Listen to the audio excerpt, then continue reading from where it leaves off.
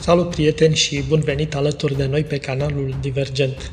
Astăzi vă vom prezenta un subiect de actualitate, unul care arde și impune o anumită gândire și atitudine. Acest subiect se numește Lovitura de stat de la 1866, Mica Unire. Evenimentele tragice petrecute pe 3 aprilie 1866 la Iași sunt eludate din motive evidente de istoriografia română. Cazul este bine cunoscut istoricilor contemporani, dar aceste întâmplări nu se dorește să răzbată către publicul larg. Episodul ar demitiza un trecut mai tulbure decât sunt dispuși oamenii să accepte privind împrejurările în care s-au făcut fuziunea Moldovei cu țara românească. Luptele date la Iași în 3 aprilie 1866 reprezintă printre cele mai grave tulburări armate pe care le-a traversat statul român de-a lungul existenței sale.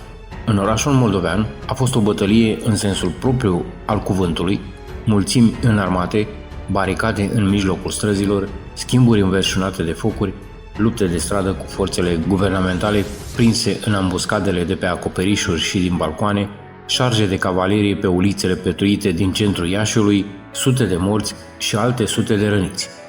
De ce? Pentru că Mica Unire din 1859 n-a încântat, în realitate, chiar pe toată lumea din cele două provincii românești.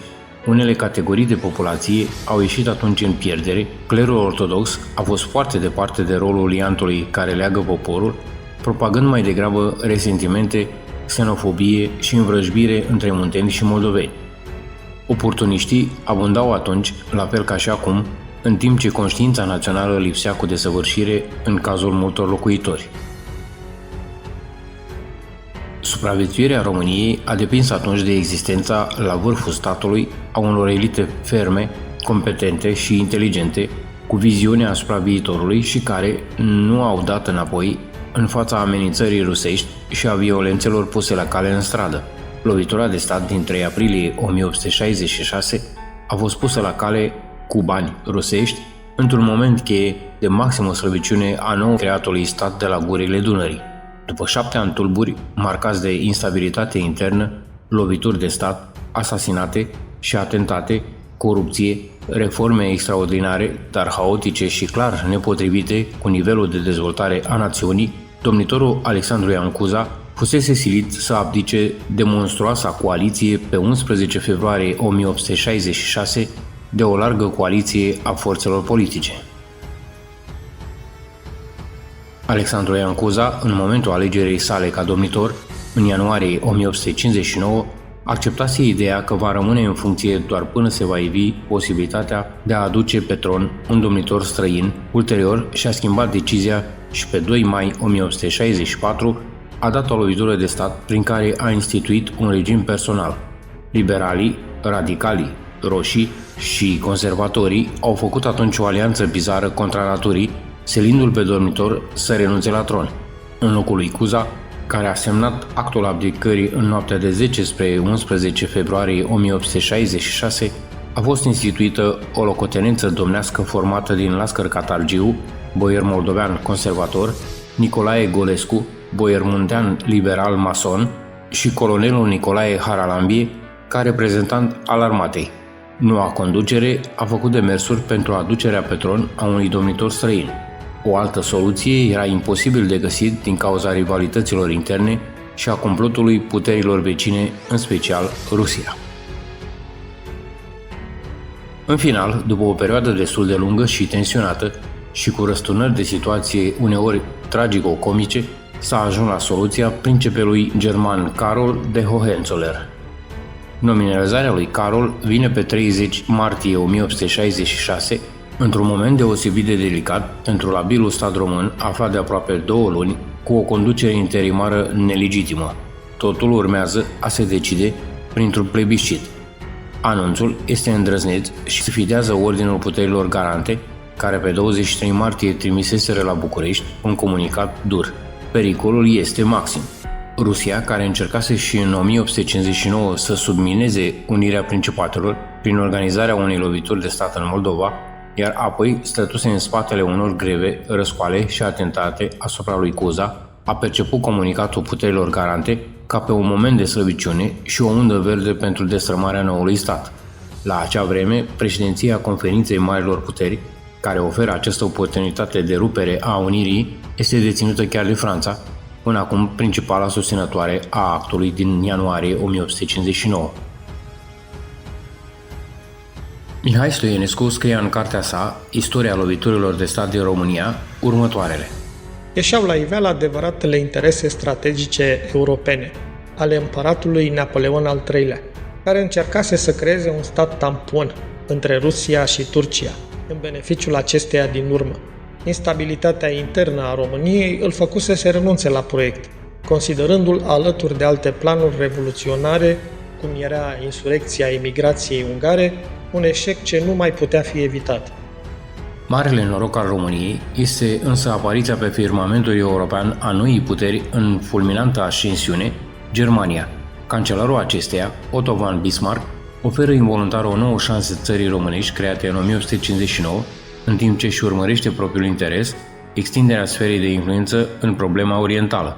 Bismarck susține venirea incognito a prințului Carol în România, împotriva voinței Imperiului Austriac și manevrarea evenimentelor de așa natură încât marele puteri să fie puse în fața unui fapt împlinit prin alegerea domnitorului străin.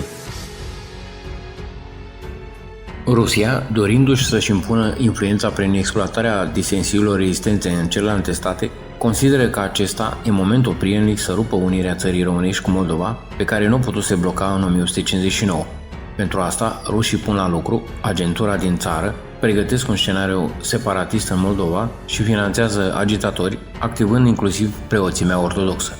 Mișcarea separatistă revigorată cu ajutor financiar rusesc mizează așadar pe conștiința îngustă a acestor clerici fără orizont politic, după cum descrie același Mihai Stoienescu situația la momentul aprilie 1866 și pe acele categorii sociale dezavantajate în urma unirii. În țară, locotenența domnească fixează plebiscitul de alegere a lui Carol de Hohenzollern pentru 2-8 aprilie. Simultan, însă, la Iași se declanșează insurecția antiunionistă. Rusia nu face altceva decât să exploateze o serie de nemulțumiri și fricțiuni care apăruseră deja între munteni și moldoveni în perioada de domnie a lui Cuza. Majoritatea ieșenilor sunt profund nemulțumiți de faptul că, odată mutată capitala la București, orașul lor pierde din influență și perspectivă.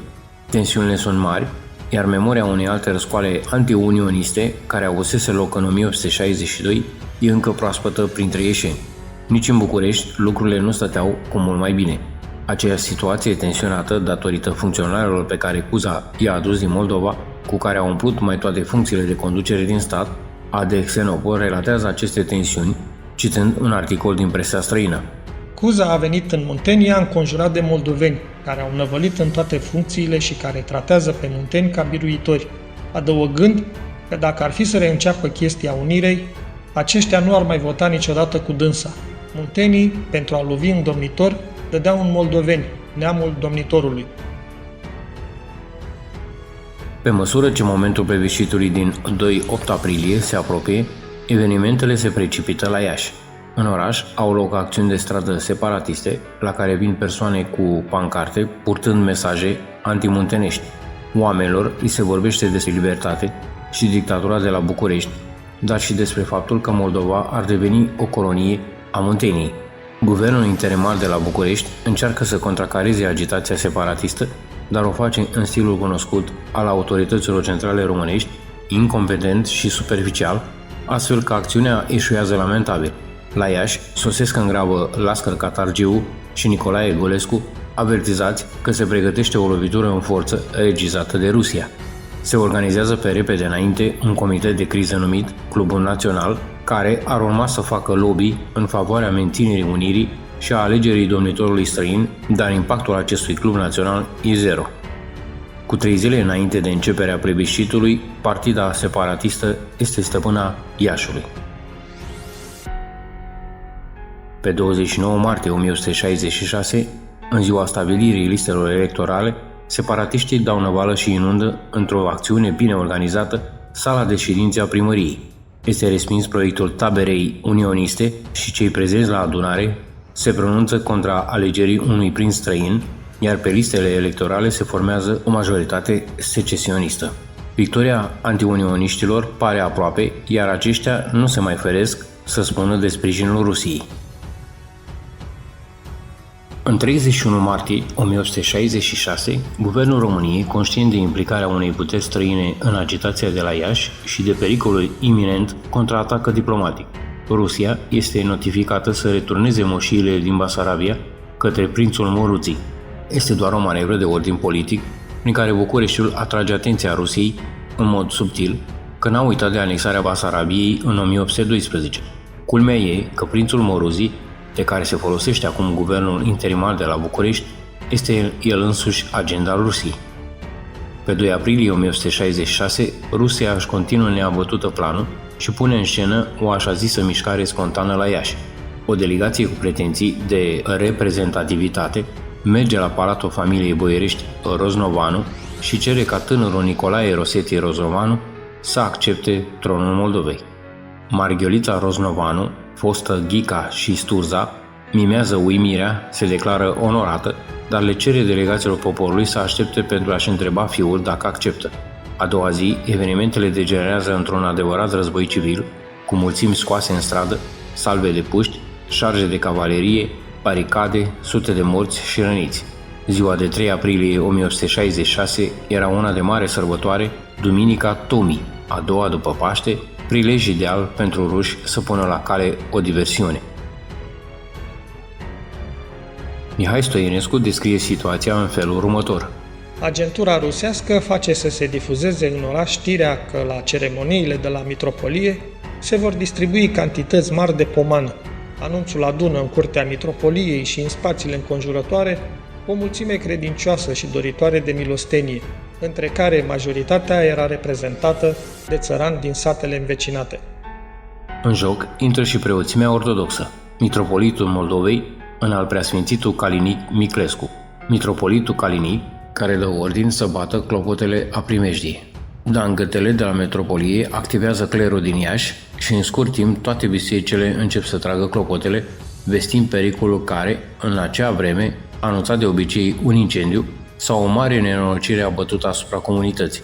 Datorită acestui lucru, se agită și mai rău spiritele, populația iese în stradă îngrijorată și sureșcitată, ceea ce face ca masa de manevră a separatiștilor să crească și mai mult. Mitropolitul Calinic a chemat poporul la luptă, proclamând într-un discurs incendiar că Dumnezeu nu vrea unirea cu vereticii de la București. Apoi, prelatul s-a pus în fruntea mulțimii și, fluturând crucea, a pornit asupra palatului administrativ. Mitropolitul, văzând că domnitorul nu are priză la popor, decide să ia în mâinile sale situația. Există o relatare chiar de la fața locului, de la corespondentul ziarului Vocea Națională, care în articolul din 5 aprilie 1866 descrie cu lux de amănunte evoluția ostilităților. În mers, răzvrătiții scoteau pietrele din pavaj și loveau în oamenii poliției. În dreptul stradei Baston s-a înălțat o baricadă compusă din grilaje de fer, rupte de la grădina mitropoliei. Loviturile cădeau ploaie din toate părțile, așa încât caii și soldații erau plini de sânge. Unii chiar au căzut jos împușcați. În fruntea acestei armate improvizate stau Constantin Moruții, Teodor Lățescu, Nicolae Ceaur Aslan și arnăutul Inghe Robert. Istoricul A.D. Xenopol scrie în Istoria partidelor politice în România, volumul 1, 1910, că nucleul dur din jurul lor e alcătuit din mercenari străini, evrei și slugi ale boierului Nicolae Roznovanu. Mulțimea ajunge în fața palatului administrativ, unde dă nas în nas cu cordonul de militari care asigură pază. Prima victimă a asaltului antiunionist e însă una neașteptată. Mitropolitul Calinic e prins între cei care vor să înainteze și militarii din față. Înaltul ierarh se împiedică în veșmintele preoțești și se prăvălește la pământ, fiind călcat în picioare de cei care vin din urmă. Scapă totuși doar cu o spirietură zdravănă și cu câteva zgârieturi. Altercațiile se transformă într-o bătălie crâncenă. Un jurnalist de la Vocea Națională avea să scrie: Mitropolitul se duse în casinul din colțul al hanului turcescu, însă plebea plătită nu se potoli. Ea voia cu orice prețul scandalul. Lua iarăși pe mitropolitul în frunte și năvăli din nou spre palatul. Atunci, soldații, parte cu baioneta, parte cu patul pușcei, porniră plebea înapoi. Mitropolitul, tremurând de frică, fugi și se ascunse într-o pivniță vecină. De pe acoperișurile caselor curgeau cu ploaia cărămizile în soldați și în oamenii poliției. De pe ferestre se azvârlea cu apă fierbinte. Acum intrase în acțiune un anume Inghe Robert, tutungiu îmbogățit de boierii greci, împreună cu pădurarii Stancăi Roznoveanu și cu grecii îmbrăcați în fustanele. În acest punct al luptelor de stradă, boierul moldovean Lascar Catargiu înțelege însă că situația a scăpat de sub control și transmite către trupe un nou ordin, acela de a restaura ordinea, chiar și cu folosirea forței, dacă e necesar. Lupta nu se oprește însă după ocuparea baricadei. După ce străpung linia defensivă a separatiștilor, soldații iau cu asalt casele familiei Roznovanu, unde slujbașii acestora și o parte din mercenari se baricadaseră. Urmează o nouă luptă crâncenă, cu morți și răniți de ambele părți. Pe străzi, cavaleria urmată de infanterie dă un ultim asalt, distrugând complet punctele de rezistență. Insurgenții se risipesc, dar nu încetează să lupte, așa că subunități ale forțelor armate pornesc în urmărirea lor. Răsculații înarmați ripostează pretutindeni. Insurecția este astfel înfrântă, dar după o bătălie sângeroasă care a durat ore în șir. Autoritățile române au minimalizat din prima clipă tragedia de la Iași. Sursele diferă, dar numărul morților a fost cu siguranță foarte mare. Nu exista niciun motiv pentru care România să dorească să se afle, nici pe plan intern, nici pe plan extern, că la Iași avusese loc o răscoală antiunionistă, fie ea și organizată de Rusia, înăbușită în sânge. Același A.D. Senopol scrie despre 2 morți în rândurile militarilor și 15 printre secesioniști, precum și 10 de răniți. Mai târziu, Mihai Dimitri Sturza, reconstituind numărul victimelor, ajunge la concluzia că au fost 6 morți printre militari și peste 100 printre insurgenți. Dar documentele militare consultate de istoricul Alex Stoienescu, care are și gradul de colonel, indică peste 300 de morți. După eșecul insurgenței, mitropolitul Calinic a fugit deghizat în femeie și a fost ascuns de Ion Creangă într-un butoi în pivnița unui beci. Acolo l-a găsit Titu Maiorescu. Marii vinovați pentru acest carnagiu, cozile de topor ale Rusiei, vor scăpa însă cu toții de pedepse. Prințul Moruzii fuge din oraș deghizat în birjar. Nicolae Roznovanu și familia sa, împreună cu numeroși agenți ruși, sunt arestați. Aceștia nu vor înfunda însă pușcăria, beneficiind ulterior de o amnistie pe care o va da prințul Carol I după ce acesta a urcat pe tron. Mitropolitul pucist Calinic Miclescu a fost iertat și el de către Carol I, cel pe care îl afurisise în predicele sale anti-unioniste. În 1875 avea să fie numit mitropolit primat al României. Pe numele real Constantin, nepotul lui Sofronie, a fost călugărit la Huș în 1842, apoi a ars etapele fiind promovat diacon, ierodiacon 1842, ieromonah 1848, protosinghel și arhimandrit. În 1855 era deja hierotonid, arhiereu cu titlu Hariopoleos și în 1857 a fost băgat membru în divanul ad hoc din Moldova, unde unchiul Sofronie era președinte. După participarea sa la puciul pus la cale de ruși în aprilie 1866, la nici măcar un an după ce fusese numit mitropolit, Calinic este suspendat din funcție și dus la mănăstirea Sfântul Spiridon. Mitropolitul Calinic Miclescu a uitat repede sutele de morți căzuți din vina sa la puciul din 1866. În aprilie 1868, când prințul Carol I face o vizită în Moldova, prelatul se grăbește să-l găzuiască pe domnitor la Palatul Mitropoliei. În 1876, Calinic Miclescu, acum întâi stătătorul Bisericii Ortodoxe Române, ajunge senator de drept și e ales președinte al Senatului României.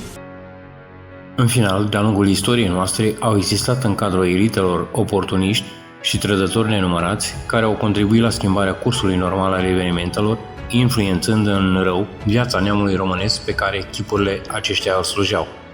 De la Borivista la Mihai Viteazu și până la Tudor Vladimirescu, istoria noastră trecută, dar și contemporană, e presărată cu numeroase evenimente tragice în care rolul principal a fost jucat de personaje dubioase, fără scrupule, care au trădat și trădează în continuare neamul românesc. Întrebarea firească pe care ne-o punem cu toții este: Oare cum ar fi arătat istoria noastră a românilor fără acești trădători? Știu, este o întrebare retorică la care nu vom avea niciodată un răspuns. Din păcate, ne putem doar imagina. Dragii mei, atât pentru astăzi. Ne vom auzi data viitoare cu un nou material, la fel de interesant. Dacă v-a plăcut ceea ce vedeți, ce auziți, dați un like și un share, vă rog, să afle toată lumea. Și abonați-vă la canalul nostru. Vă mulțumim!